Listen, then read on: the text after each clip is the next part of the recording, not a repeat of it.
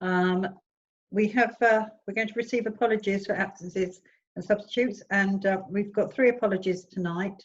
We've got Councillor Pennington, we've got Councillor Matthew Scott and Councillor Green. Okay, they've all sent them apologies in, although Councillor Matthew Scott said that if he manages to get through his meeting early enough, he would try and join us. Okay. Okay, so we've got the first thing we need to do is to receive the minutes of the last meeting. Does anybody want to propose them? Sorry. Councillor O'Connor, just pecuniary interest first, please. Oh, sorry. Yeah. Sorry, yes, I missed that one. Let's do that. So does anybody have anything to declare in this meeting? Any pecuniary interest that they have for this meeting? That's a no from everybody. Thank you. So now we have the minutes that we need to approve. Does anybody would like to approve the minutes? You propose it, second it by Councillor Longison. So all in favour? Thank you. Okie dokie. Do we have any public that want to join us today? No request to speak, no. Okay. And then over to you, Jill. You've got a report that you'd like to share with us. Thank you. Yes. Okay. So it's not too lengthy this evening. Just a few updates for members of the Finance and General Purposes Committee. The Westgate and Bloom funding, following the resolutions by the full council, has now purchased and installed 2 picnic tables with benches on the green by the community centre, the planting that was agreed for Sea Road, and the balusters to undertake the remedial works needed for the shelter. So I've done a little funding breakdown. I'll be able to share this with you following the meeting, but I did it this afternoon. So the funding that was secured by Bob McKelliff was £10,000. That was split down into planting 5,000, benches 3,750, and groundworks 1,250. And so the total we spent today for the planting is £2,532.19. Groundworks is £905, and the benches is £1,300. So I'll send you the breakdown individually under each of those headings, but the total balance we still have left is £5,262.81 of the 10,000. So as you'll see, we still have just over half of the funding. Obviously, we'll be purchasing a Christmas tree in November because sadly one's died on Lymington Green. So that is an actual £475 we've been quoted to come out of the £2,532.19 left in the planting budget. So it would still mean we have just over £2,000 left in the planting budget. Okay, as I say, I'll share that with you all following the meeting anyway. The flagpole installation is now complete on Sea Road, and I'm pleased to confirm that the 7 new Town Council litter bins have also been installed by TDC. The KCC funding for Fixology Group has now been received by the Town Council. We received the funds this morning, and an order will be placed on their behalf shortly for the items agreed under the funding agreement, and the funds will be recorded on a separate code on the Town Council finance system. Okay, thank you very much. Has anybody got any comments on that funding at all? So what do we think that would be the best course of action to spend this money by? Is, you know, I mean, are we looking at more benches and things like that? Yes, so predominantly the benches were to be split with Sea Road and the Lymington Green. So I think maybe if I have a conversation with the District Council about, you know, potentially 1 or 2 picnic tables, and then I think there'll be sufficient funds to have another picnic table on the green if everyone is in agreement, maybe on the other side. Mm. Yeah. I mean, I must admit they're being used already, those picnic tables. I've gone past there today, and there was, you know, loads of people around one of the tables and stuff like that. So it's nice to see already it's being used. Yes, absolutely.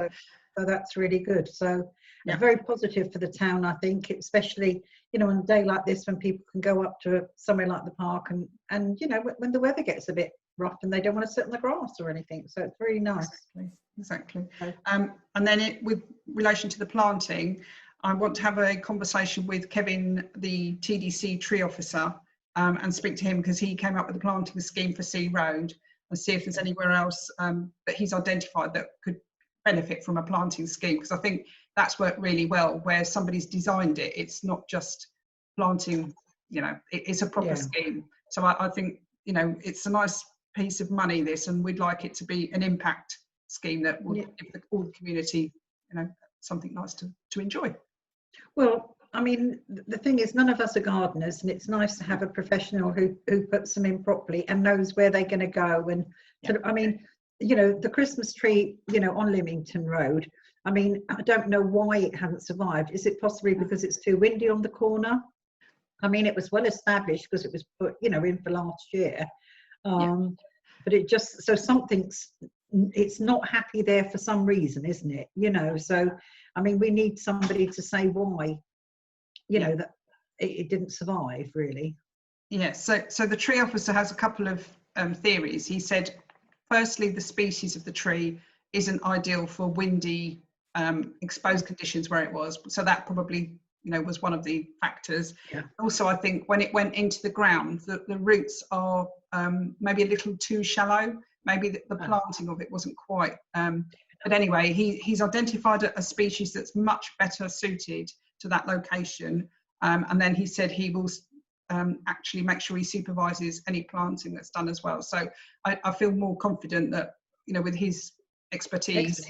Yeah, thank you. That's a great thing, because we don't want to waste this money, but we do want to have a nice tree up there. So so that's great. So I mean, talking about the Christmas tree and the things that go with it, I mean, have we still got the lighting up there for it, or will we need to be getting new lighting for it this year? No, we've still got the lighting. It's all in working order from last year. Okay, brilliant. So that's going to be good then. Yeah, I think people like to see a tree up there. It felt nice, I must admit, living over that side. It felt nice driving past and seeing that tree alive with the lights and stuff. So yeah. Okay, great stuff. Anybody got anything else on that at the moment? No? Okay, so we're just waiting forward to see how many good ideas that have come forward then for that then, and see if we can get the rest. How long we've got before the funds needed to be spent, Jill? It should really be by July next year. So, I mean, you can't really plant in the summer. So we've only really got the autumn and the spring, early spring. So, yeah, I thought it would be a good idea to have plans in place. And Kevin said he's happy to work with me on that. Okay, and then perhaps we can earmark, you know, get some plants up. What about looking at getting, I mean, I know they're the council, TDC council pots, but nobody did anything in our planters along, you know, along it coming into Westgate. Is that viable with this hot weather coming in, or is it not really viable? Yeah, I've been told, because I've queried this with the district council, apparently they no longer maintain that area because now the rules have changed. It's actually too dangerous to water and maintain in that area. I did ask if we can utilise the planters, because I think they're just sitting empty. It would be better to have them, and they did agree that we should be able to take ownership of those. So that's another, hopefully we can identify an area where we can put those and make use of them.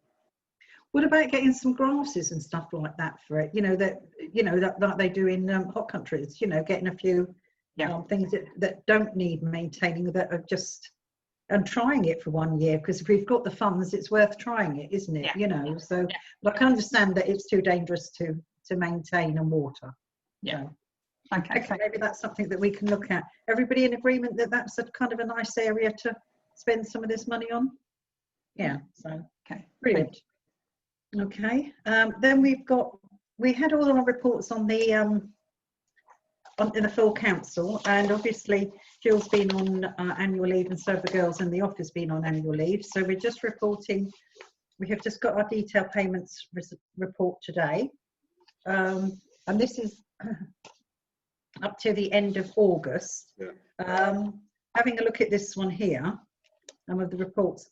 I mean, basically at this time, this is for the 5 months, and we should be running at 41%. And as you can see, some of it we're down and well under it. So, and some of it we're just on par. For instance, the income, obviously, because we get paid in advance, we're a bit above it.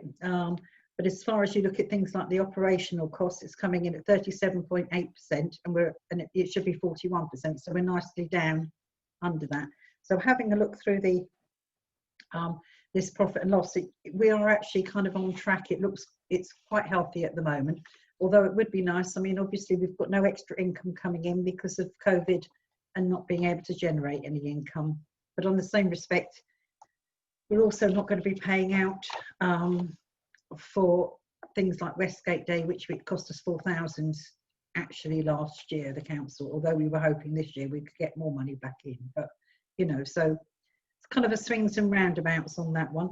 But just to let you know that next month will be the half year.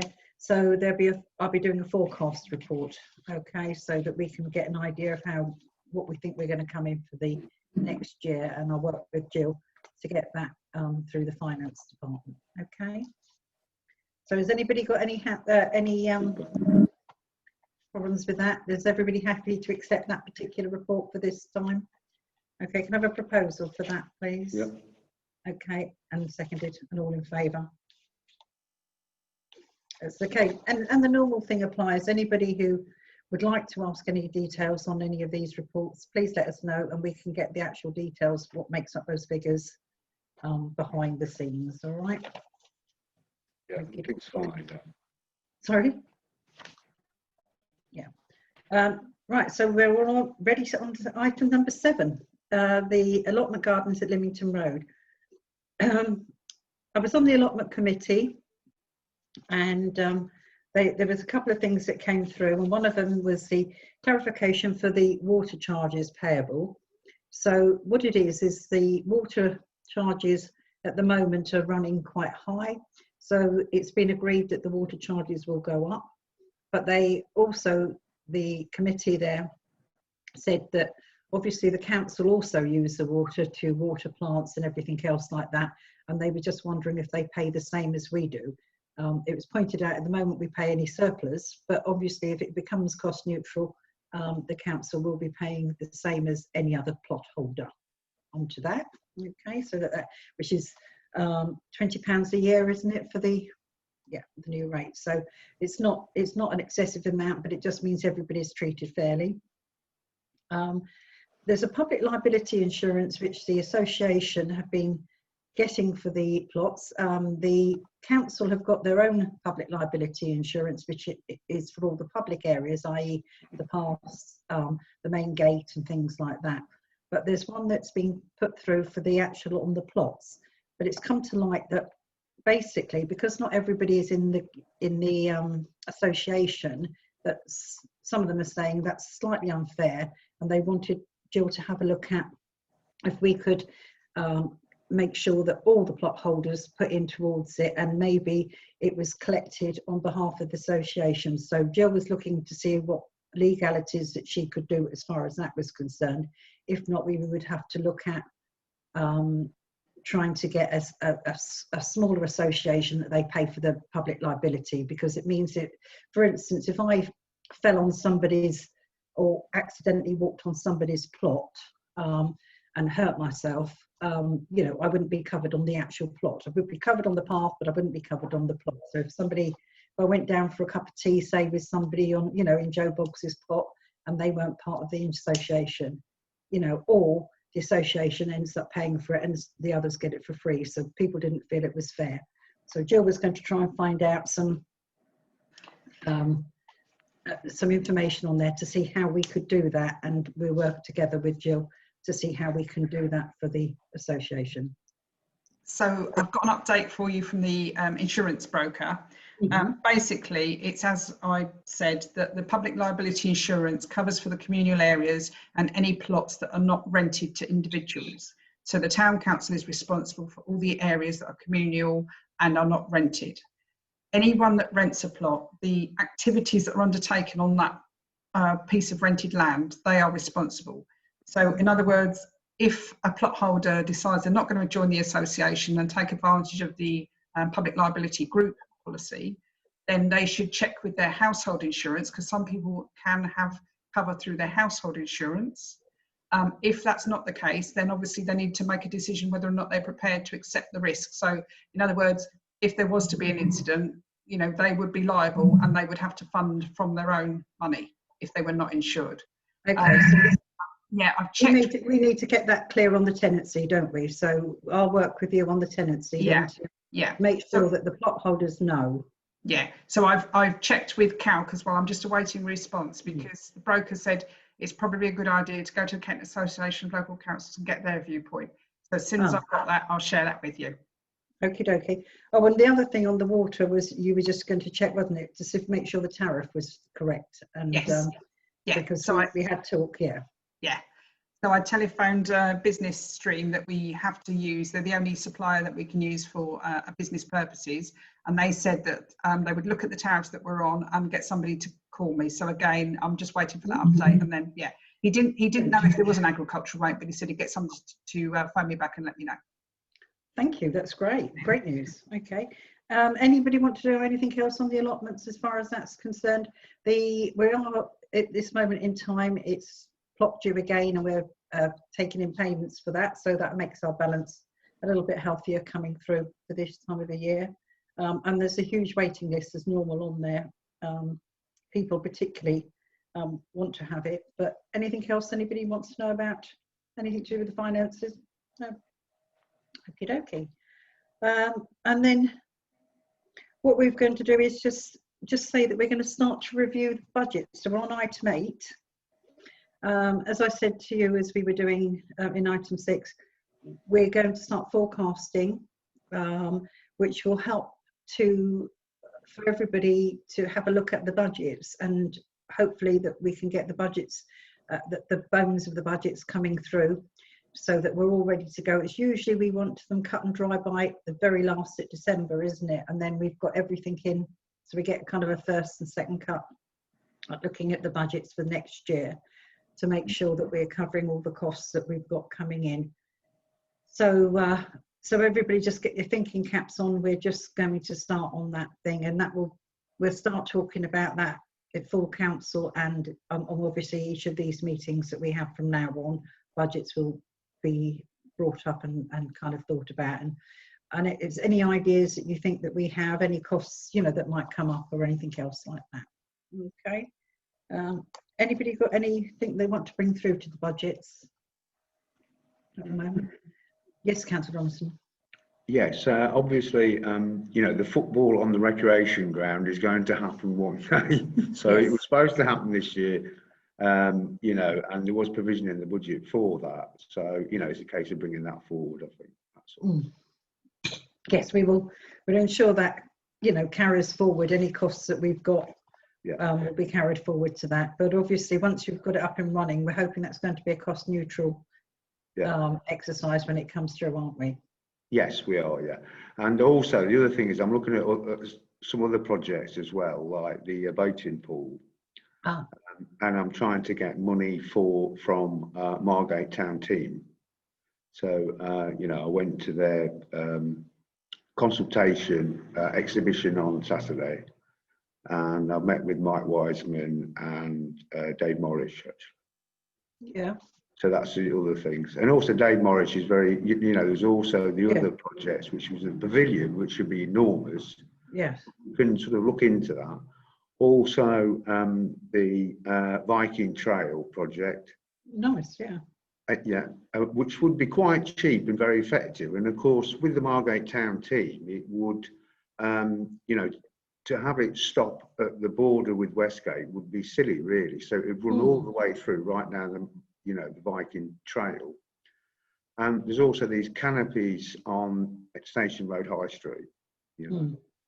So, well, with the new system coming in and everybody talking about it being a more pedestrianised, good-looking place, it seems ideal to try and get those finally at one stage, some funding for them coming through. It would be lovely, wouldn't it? Yeah. Get them upgraded. But we'll have them two way, not one way. How's that? Yeah, they'll go both ways. They'll go this way and down that way. They'll go towards the car and back again. Okay. Yeah, all right. And the same with the boating pool. We're not having a one-way system on that either. No, we're going to go two ways on that one. Yeah, okay. Okay. No, any grants that we've got, obviously grants for us are cost neutral because, you know, but we set up separate cost centres for them. So, for instance, if we get you know, £1,000 in, it's usually we have to spend £1,000 to match it, you know. So it usually is cost neutral for us, but there are some things that the council may wish to put a contribution into themselves if it's really important to the council, and that would go to a full council meeting if there's something that came up and, you know, came forward. But looking forward to these grants, they're really important to Westgate. Well done, Councillor Donaldson, you're doing a grand job of keeping your ear to the ground on those ones. So anybody else who hears of any free money, you know, just let us know. If it helps the town, we can try and get it sorted. Anything else anybody wants on the budgets for the moment? I said it's just really a heads up that this is going to start happening. Yeah. Okie dokie. Right. And we're now steaming ahead and on number 9, which is obviously the audit and conclusions. So I'll pass you over to our town clerk, who has got all the reports here for you. Thank you. You have to read these, yeah? Yes, thank you. Yes, so I'm pleased to report that the notice of conclusion of our annual audit has now been received. There are no concerns, so we've got a glowing report. So that will mean that we'll be doing the actual formal notice at the end of this month to the public, because obviously then they've got the opportunity to purchase the reports. I mean, they'll all be in the window anyway for them to look at, and they'll be on the website as well, which is another part of the statutory requirement. And obviously we've got the invoice from PCAF Little John, which you'll see £480, which is the standard fee for the work they have to undertake. So that will be paid this week as well. So yeah, the unaudited accounts were all signed off, so we are now audited and we have completed the process. Thank you. Well done to you. You've worked hard to get that and keeping your processes in place to get that done. It's not easy. That's great to have an audit like that. Brilliant. Hands off, hat off to you. You know, it's brilliant. Thank you.